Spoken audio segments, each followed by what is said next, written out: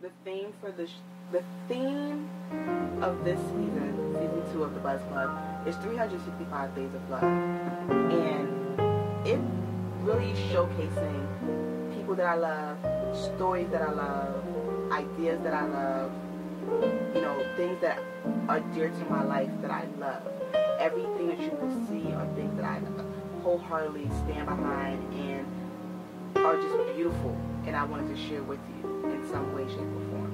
Now, not every episode is going to say, you know, it's going to really drive that point to say, you know, okay, it's 365 Days of Love in each episode, but so you know why did I choose these stories, because there's something special about each one, and from watching you will see what was so special about it, you know. And I'll talk about what I love about each episode in each episode, but yeah, 365 Days of Love.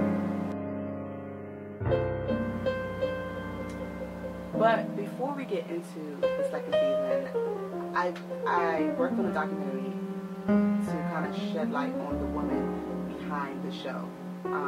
Nobody really knows me like I know myself, but hopefully with this documentary you'll get you to know me a little bit better.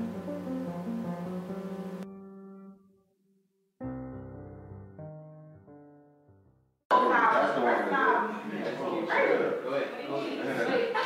All right, here I go.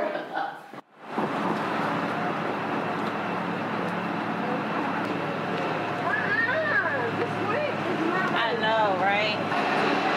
No, I'm around this time. I was like, man, I got an L. Soften it. I like that.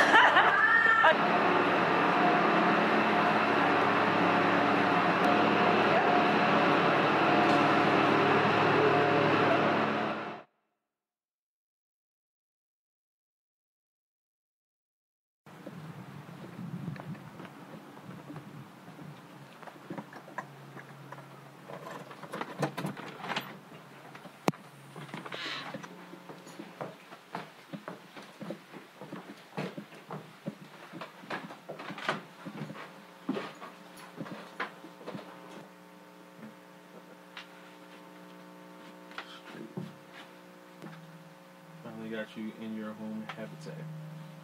Yeah. Yeah. So, to start, I just want you to briefly talk about the journey getting to Buzz Club Season 2. The journey to the Buzz Club?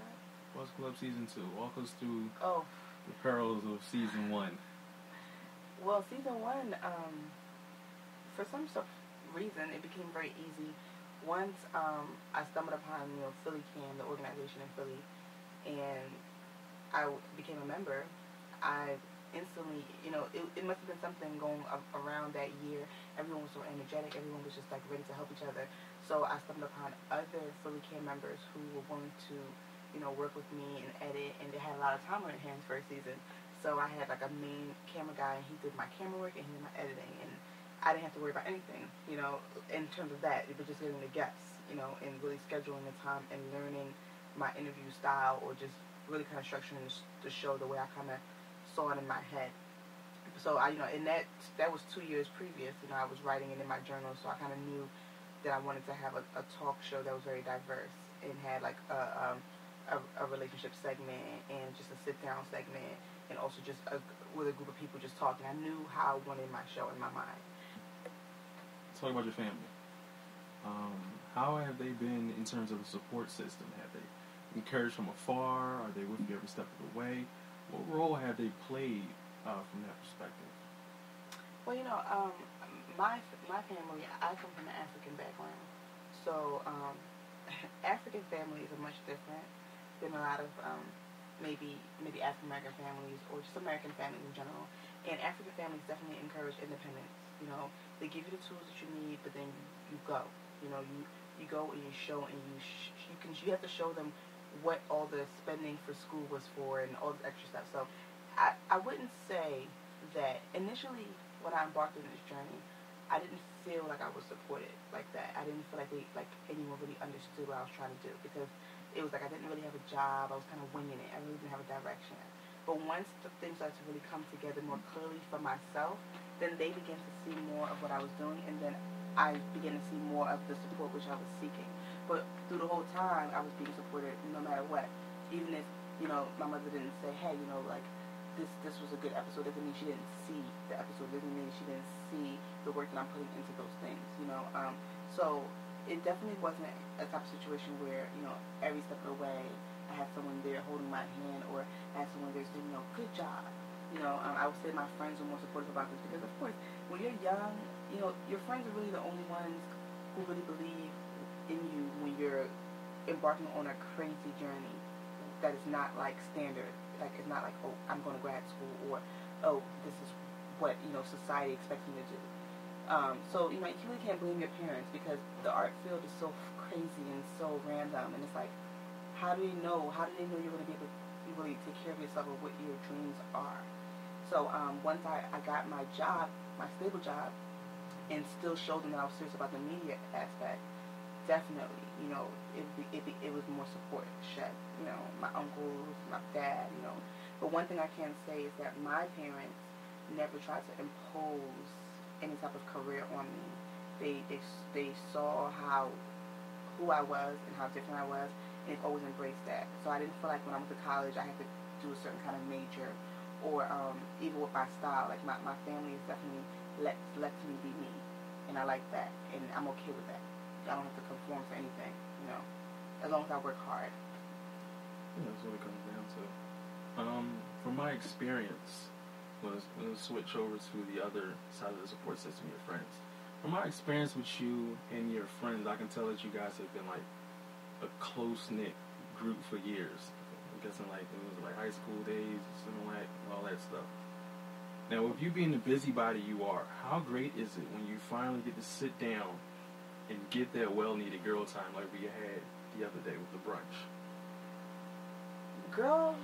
First of all, girl time is really girlfriend time. So girlfriend time is so important, so vital for like my everyday existence. Because you think about it, like when you're around your girls, that's like pretty much these first of all, my friends and I have been friends for going on 10 years, I think over 10 years. And, we were friends in high school, and we made it through college, too. And when I say we made it through, because friendships are like relationships, like between male and female, or female and female, whatever your relationships are. But you have to work for the friendships, because they change throughout time. My girlfriends from high school, they were amazing. They've grown in so many different ways, and so have I. But they've grown in different roles. So they're not just girlfriends. They are mothers. They are wives. So, like, the friendships definitely change. There's no more slumber parties like they used to be. Because it can't be, you know what I mean? But when we get together, girlfriend time is vital for all of us, for all of our existence, because our lives are so crazy every day, and sometimes we don't feel like anyone else understands who we are, the womanhood. And I feel like that's what's, like, missing for a lot of women, especially black women. That camaraderie, that sisterhood, and we have each other's back. Even if we don't talk for weeks, even if we don't talk for months, when we get together, it's like no time has left, because at the end of the day, we're still the same girls.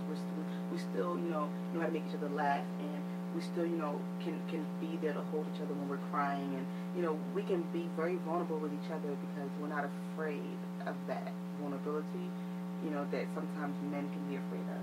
So it's definitely necessary for me to have a little bit of girlfriend time thrown in there every month if I can. Okay. Now, like you mentioned earlier with your work and how much you love your job and whatnot, I know the amount you care about your community and your youth is immeasurable. The work you do speaks for itself.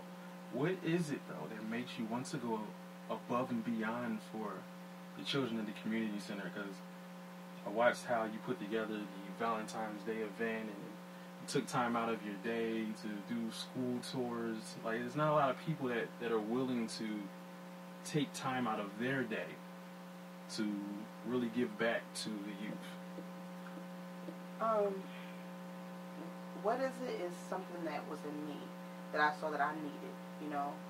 I was the oldest of four, so I never felt like I had guidance or someone to teach me. I felt like I was just learning like from the world, you know what I mean? And then also come from like a sheltered kind of background, you know, when I was released into the world, I realized that there was so much that I was like missing, you know.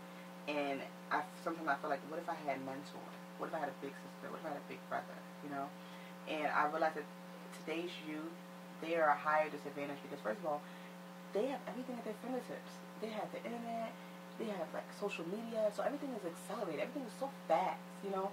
And I want to teach some of these kids slow down, you know. And I feel like the only way to slow them down is to have somebody that's like a peer that they can respect, that's young, that can say, hey, I've been through A, B, and C, and I know what this is like, and I remember. I get it, you know, your parents get on your nerves, I get it, you know, you don't want to go to school today, I understand, you know, and I can share my experiences, and I'm not so high up on this pedestal that they feel like they can't talk to me, and I feel like I wanted to be that person that the youth can come to and talk to and trust, and I also wanted to make a difference in their lives, because they have the world at their fingertips. They just have to make the right choices. But who's going to help them? Parents are so busy. They can't take off of work these days, you know, especially in at-risk youth, you know. Most times their parents are working, you know, 40 to 60-hour weeks. They can't take off for things.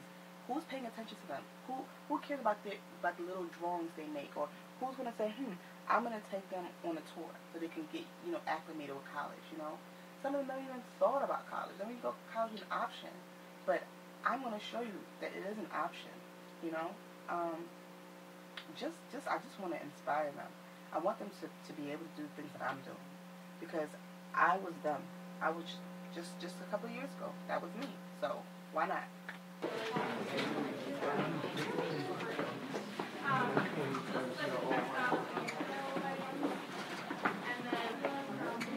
That's pretty.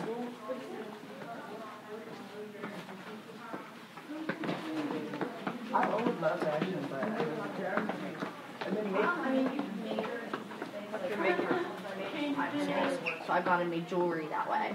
Which is Mickey really Mouse, Hey Arnold. cool. Yeah. I forgot the name of the show. And Pooh Bear. Starting your sophomore year, Yeah. your freshman year, you're on knitting machines, so you learn how to use and to knit samples, scarves, different types of fabrics and stuff that way. Alright. Yeah. Garment, like rows and rows of garments, like in boxes and things, you can see from any era. oh my God. You have a huge library. Oh, I love how they used to